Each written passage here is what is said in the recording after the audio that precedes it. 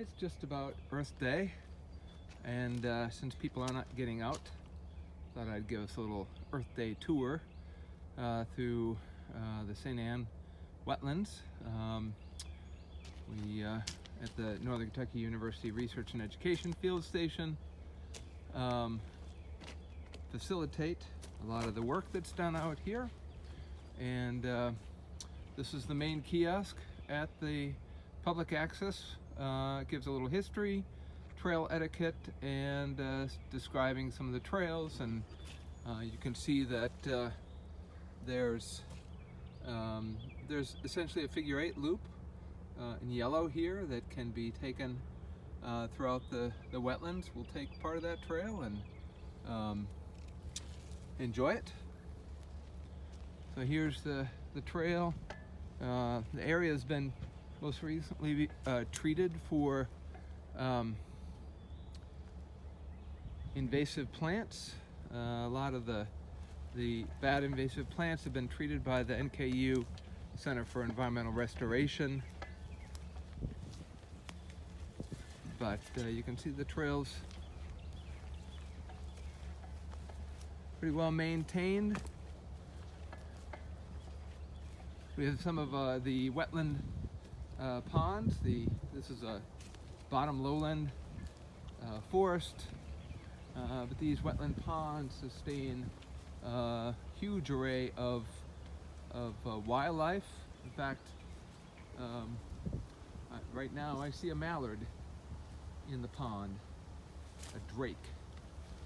I'll just take a walk over here, and there's a drake and a hen, and they appear to be using the wetlands, using the pond. Zoom in on them here. There you can see them getting ready to nest. Already been out this morning and seen a Canadian goose that was nesting in certain areas. So that shouldn't stray from the trail, but I thought that was worth taking a look at those.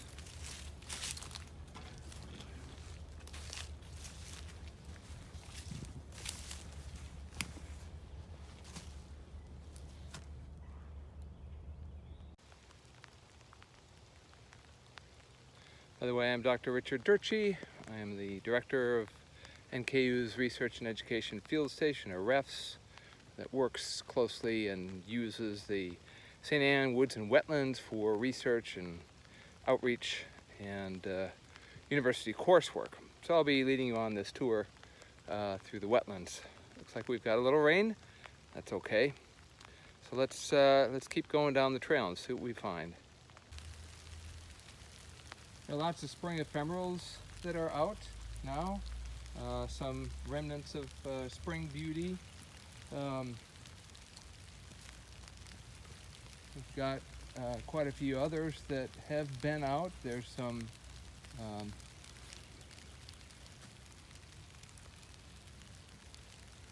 variety of different plants, ginger.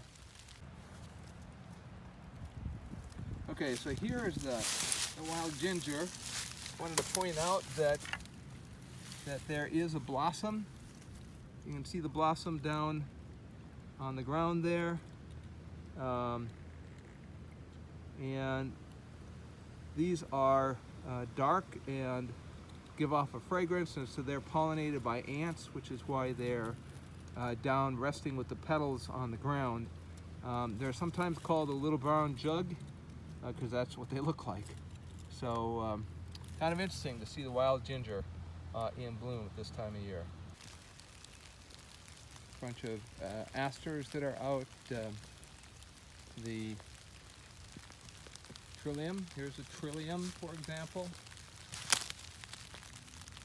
The 3 leaves and that kind of reddish flower in the center.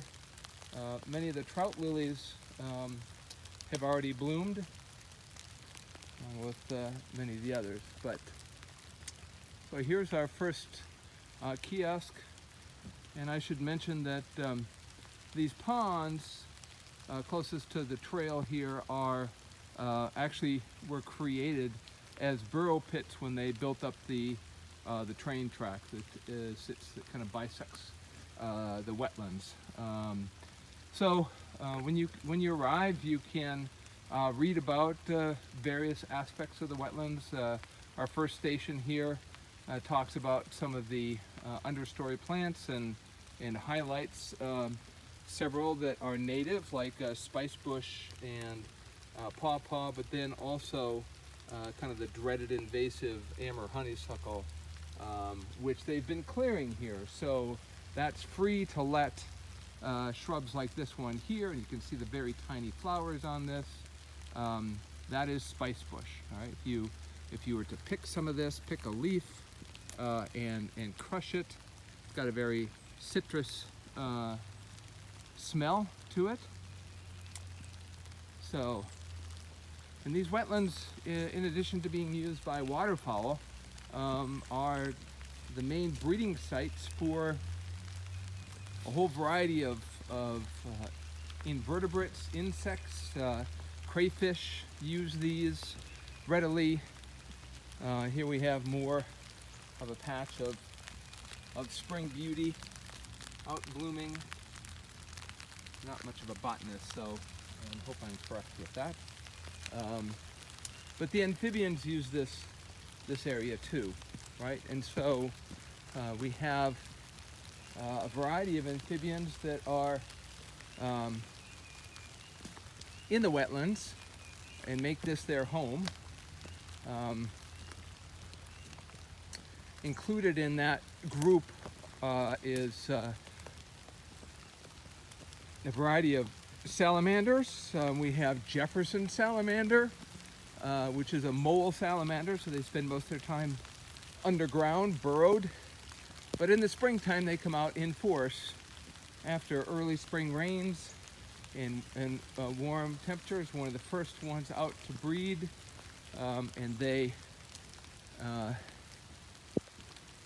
will lay their egg clutches in these ephemeral ponds where there's no fish, so that the larvae have a chance to do well. In fact, the larvae are predatory, so they'll make use of the insect larvae that are currently there from overwintering as a food source. May also take things like tadpoles when they get large enough, frog larvae. Okay. Here's our second kiosk. And we can see this one talks about some of the niche diversity as move up and down the tree, and how that's used by a variety of different species, including the cardinal, the nuthatch, and different variety of warblers. In this wet area, there aren't a lot of trees that do well, but some do very well, like pin oaks. We have cottonwood, sycamore, and then the tulip poplar is the leaf of that is part of the symbol of REST, the Research and Education Field Station. So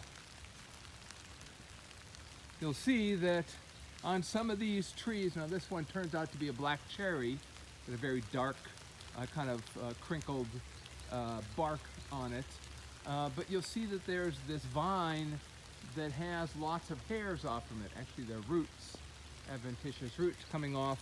And these are ones that you should be wary of, as these are, and we can start to see them coming out here, these are poison ivy, right? So you don't want to mess with that or put your hands on that, because that you can have allergic reactions to that. It's not good.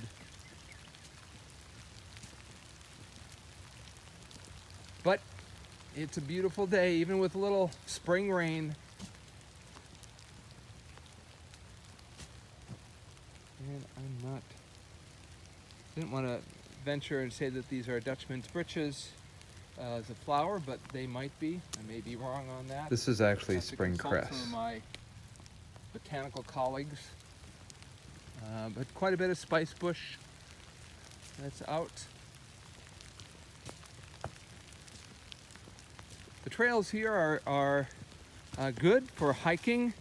We try to discourage bringing pets because in addition to these being open public hiking trails, we also use this area for research. For example, I've got this black silk fencing here is part of our assessment of what amphibians are active during the year. So we ask that you not, if you're out here, that you not disturb these because we have to take a tally of the different amphibians that use these and get some of their measurements.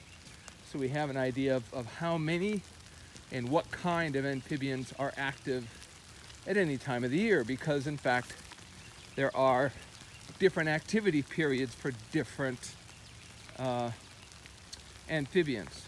So we start out the year with, and this is one of the unique features of this wetlands in northern Kentucky, is that this is one of the main areas where we have wood frogs breeding. Now, wood frogs, Rana sylvatica, is a large, relatively large forest-related jumping frog. It's tan, brown, has almost like a mask going through its, here we have another trapping station. It's got a mask going through its eye. In fact, here's our third kiosk, and this talks about some of the wetlands amphibians with some illustrations of the Jefferson's salamander and the wood frog itself, and you can see that it's got that mask going through the eye. So these amphibians are out and breeding during the early spring. You might see the wood frogs during the summer. Occasionally you'll see the Jefferson salamander, but not as often as you might see the wood frog. But there's a whole range of other amphibians here. The American toad is prevalent here. We found another toad species called Fowler's toad. They're here. And then spring peepers, they're another one of the early breeding. They breed and call throughout the year, actually, spring peepers. You can even hear them calling in the fall. Toads are one of the next ones to be calling. The American toad and Fowler's toad have a high-pitched trill. Hear them at night. I've seen we have a gray tree frog here called Cope's gray tree frog. That's been out and active.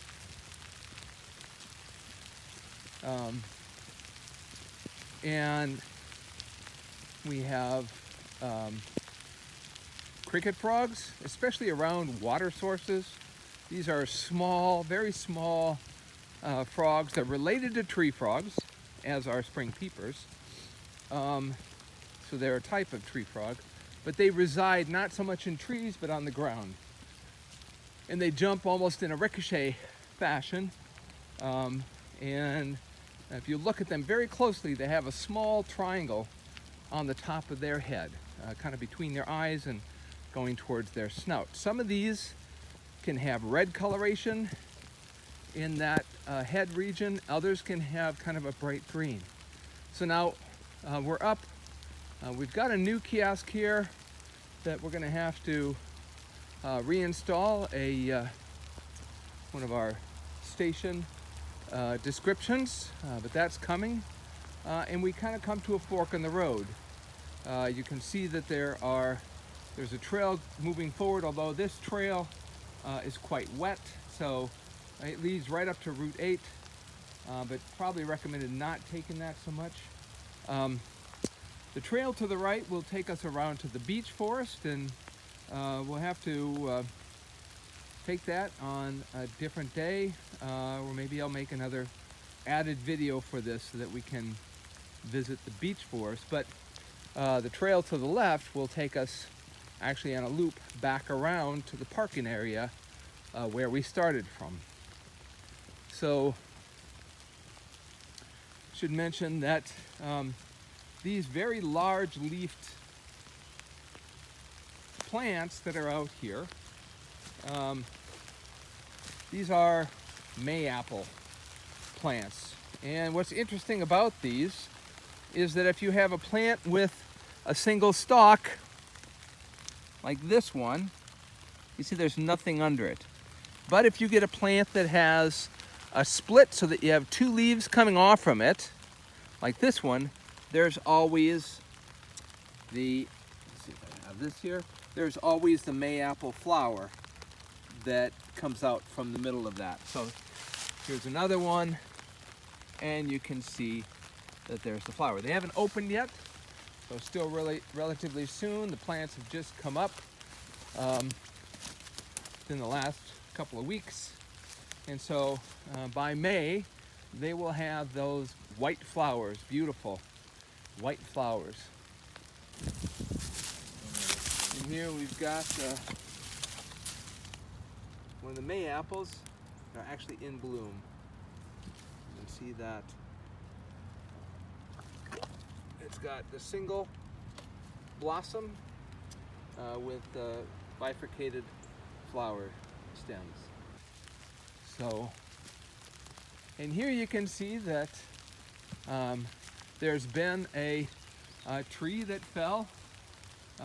Again, this very dark wood. This is a dark cherry, and if you look at the wood, it does have that very reddish coloration that you see in dark cherry wood. So we leave the logs here to become home for a variety of other organisms that use the forest and all its resources.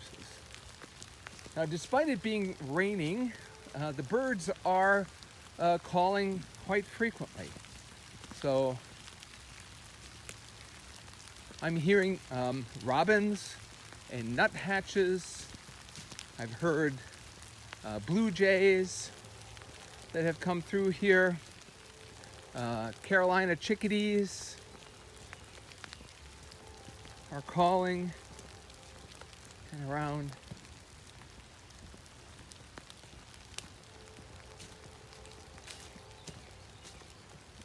This part of the wetlands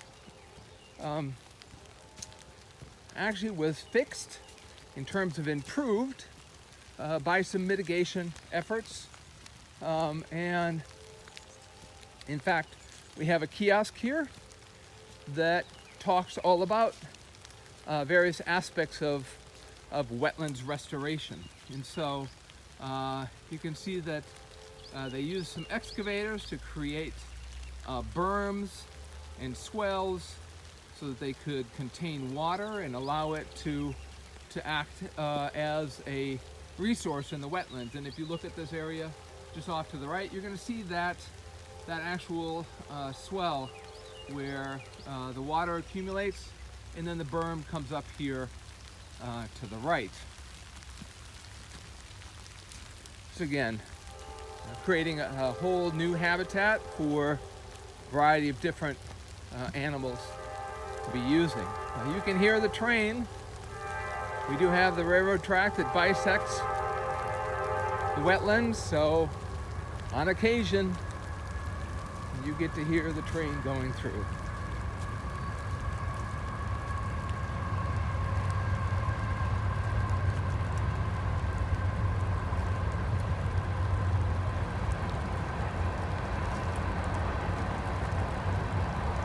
Now this is a kind of unusual looking contraption hanging off in this tree. It's got a little bucket underneath, some black waxed cardboard on it, and a shelter, a roof on top, and a catch on the bottom.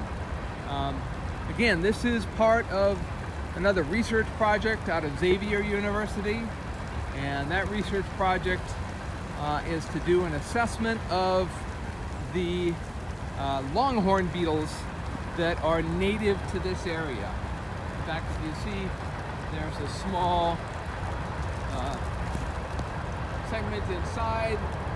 Right? A lot of that acts as with chemicals for attracting these longhorn beetles so that they can be pulled into that trap and then they can be assessed. There is an invasive longhorn beetle called the Asian longhorn beetle that has attacked the forest across the river and down or upriver a ways, and it is not a friendly beetle because it is nondescript in terms of the type of trees that it targets, and so it will kill pretty much any kind of forest. I mean, if you think about the emerald ash borer taking out ash trees, this beetle goes for anything in the forest. And so they've quarantined that forest area to treat it, to eliminate that beetle from the area. So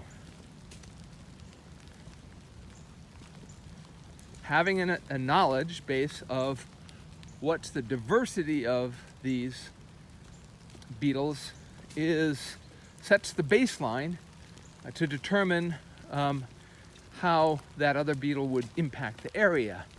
So here you can see that there's yet another trap, another beetle trap, longhorn beetle trap down near the trail. And then they're not just sampling down near the trail. You look up here, up in the tree, high elevation, there's another beetle trap. So assessing beetles from both different elevations potentially will identify different beetles, because organisms can partition the environment vertically and not just horizontally. So gives them a good way to assess that biodiversity of beetles. Here you can see some more restored wetland. Since they've cleared many of and you can see these brush piles, or where the brush has been cut. Much of that is the Amur honeysuckle, or bush honeysuckle, the invasive shrub from the Amur region of China, brought in as an ornamental, and it has escaped. This shrub is one of the first shrubs to put out leaves in the springtime. It's one of the last to lose its leaves or senesce its leaves in the fall. It has white flowers in the summer, and the berries don't show up until late in the fall. Bright red berries when there's no other fruit available, and so they're picked up by the birds as a food source, and their seeds spread throughout because the birds are moving around and defecating and releasing those seeds with their own little fertilizer packet in the environment. So it is a widespread invasive that has taken over much of the Ohio Valley. And at least here in the public access south wetlands of St. Anne Woods and Wetlands, much of that honeysuckle has been removed in an attempt to see how well the native plants come back. And so much of these plants that we see coming up here, the small shrub-like trees, are spice bush.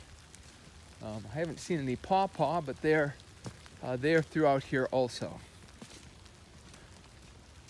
So that kind of ends our short kind of Earth Day tour. We're back to the home kiosk. I hope you've enjoyed yourself, and we may do another short trail hike back to the beech forest. So hope you can come out when things have loosened up and you can get out. Make sure that you come out and visit the St. Anne wetlands. And NKU's Research and Education Field Station.